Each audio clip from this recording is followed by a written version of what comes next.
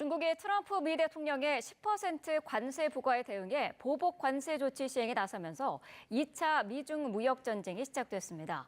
트럼프 대통령은 미국으로 수입하는 모든 철강과 알루미늄에 25%의 관세를 부과하고 조만간 상호 관세를 발표할 것이라고 밝혀 우리나라도 영향이 불가피할 전망입니다. 워싱턴 홍상희 특파원의 보도합니다.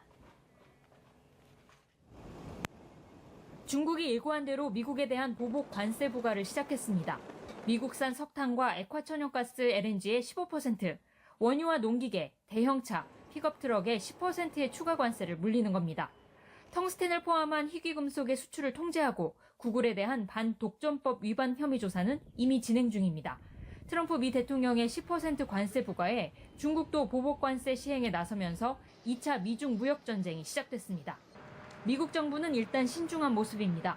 지난해 중국의 2,964억 달러의 무역 적자를 본 미국의 입장에선 이번 중국의 보복 관세로 인한 영향이 크지 않다고 판단하고 있는 것으로 보입니다. 트럼프 대통령은 지난 4일 중국의 관세 대응 예고에 괜찮다고 말하면서 시진핑 주석과의 전화통화도 서두르지 않겠다고 밝혔습니다.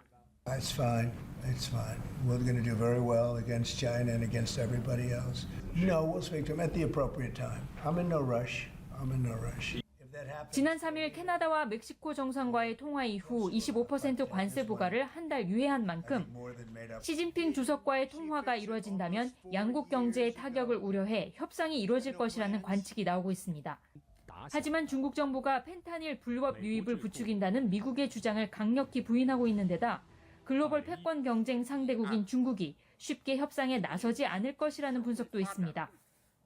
中方采取的措施是维护自身正当权益的必要之举。贸易战、关税战没有赢家，施压威胁对中国行不通。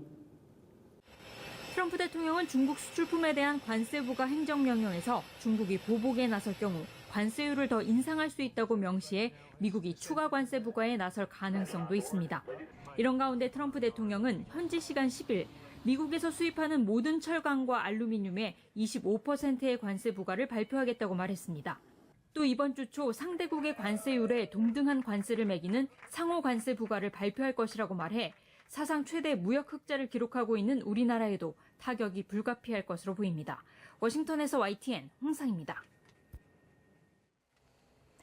트럼프 대통령은 가자지구 주민 이주 구상에 대한 국제적 반발이 거세지자 가자지구를 재건하라고 일부 토지구역들을 다른 중동 국가에 줄 수 있다고 말했습니다.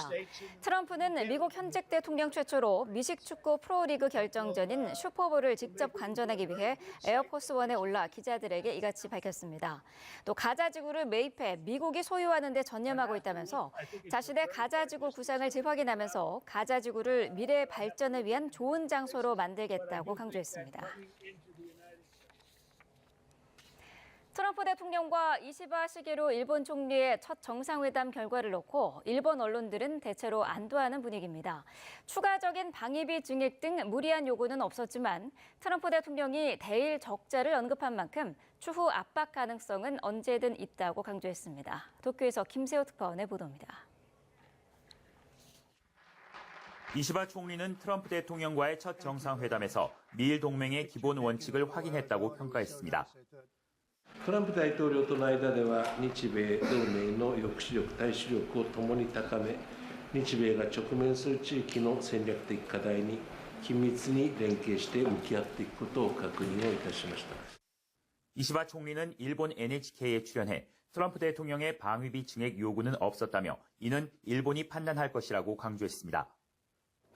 일본 언론들은 애초 우려와는 달리 트럼프 대통령이 추가적인 방위비 증액을 요구하지 않은 점, 한미일 협력 강화, 북한의 완전한 비핵화에 미일이 뜻을 맞춘 것에 대체로 안도하는 분위기입니다. 마이니치 요미우리 신문 등은 이시바 총리가 트럼프 대통령에게 공감을 표시하고 우호적인 분위기를 이끄는 데 성공했다고 전했습니다. 반면 아사히 신문은 일본이 미일 관계만으로는 국제사회에 책임을 다할 수 없다며 국제사회에서 목소리를 키우는 신흥국들과의 다각적 외교에도 힘을 써야 한다고 강조했습니다. 니혼 게이자이도 중국과도 정상급을 포함한 여러 레벨의 대화가 필요하다고 역설했습니다.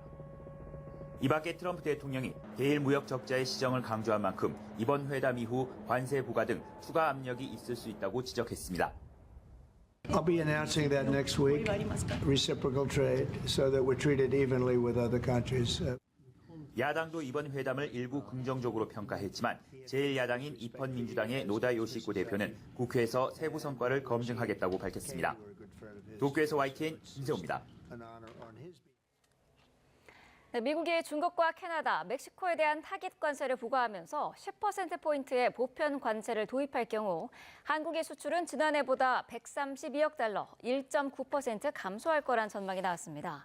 한국무역협회 국제무역통상연구원은 이 같은 내용을 포함한 트럼프 2기 행정부 관세 조치에 따른 영향 분석 보고서를 발표했습니다. 이는 미국이 중국에 10%포인트 추가 관세를 부과하는 현재 상황을 유지하면서 3월로 유예된 캐나다와 멕시코에 대한 25%포인트 관세를 실제로 시행하고 나아가 대선 캠페인 기간 거론한 보편 관세까지 부과한다는 가정 아래의 전망치입니다.